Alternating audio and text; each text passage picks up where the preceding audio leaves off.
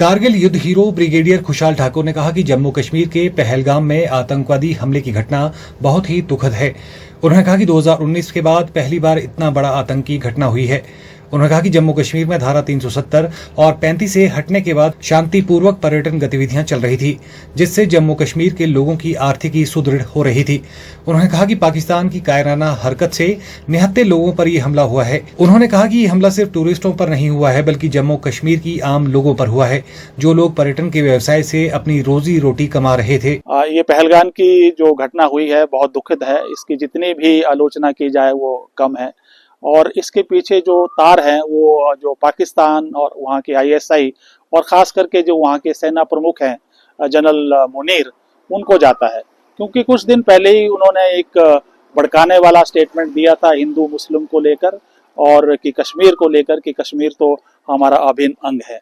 और आप दूसरा टाइमिंग देखिए जबकि जेडी वैंस अमेरिका के उपराष्ट्रपति भारत में हैं और ऐसे पे इसको इशू को इंटरनेशनलाइज करना और पूरे वर्ल्ड में ये मैसेज देना कि कश्मीर में सब कुछ ठीक नहीं है, कश्मीर में अभी भी खराब हालत है, और ये मैसेज देना कि पाकिस्तान की आर्मी अभी भी स्ट्रांग है, जबकि उनकी अपनी हालात अपने देश के अंदर, चाहे बलूचिस्तान हो, चाहे सिंध हो, चाहे पीओके हो, चाहे खैबर पख्तून हो, जो लोग हैं वहाँ की आर्मी के अगेंस्ट और वहाँ की जो शासन प्रशासन और सरकार के अगेंस्ट खड़े उठे हैं।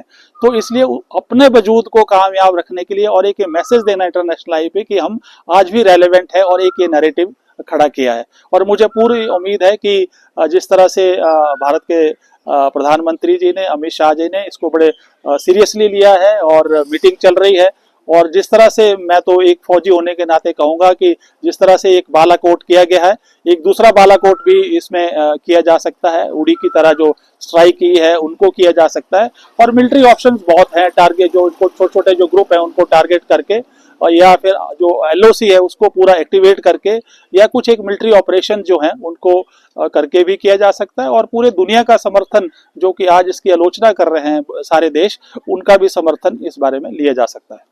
बहुत बड़ा सेंसिटिव इशू है कि उनका ये भी उनका मकसद था आतंकवादियों का कि किसी तरह हिंदू मुस्लिम की जो खाई है वो भी भारतवर्ष में बढ़े।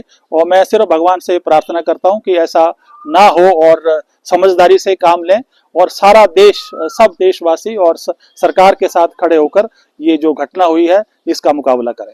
बिल्कुल सिक्योरिटी तो बहुत ज़रूरी है, और ख़ास करके जब अमरनाथ यात्रा अभी 1 महीने के बाद वहां पर शुरू होने जा रही है, और टूरिज्म को तो एक बहुत बड़ा धक्का लगा ही है। बहुत सारे टूरिस्ट जो है वो वापस चले गए हैं, आगे कुछ महीनों तक अभी नहीं जाएंगे। और अगर सरकार चाहती है कि वहां पर हालात ठीक हो, वहां की आर्थिक स्थिति ठीक हो, लोगों की खुशहाली वापस आए, तो उनको बहुत सिक्योरिटी के ऊपर जो है, जो वहाँ की सिक्योरिटी एजेंसीज हैं जैसे आर्मी है, बीएसएफ है या दूसरा सुरक्षा एजेंसी है, उनके साथ मिलकर काम करें। Bureau report, channel 9, Kullu.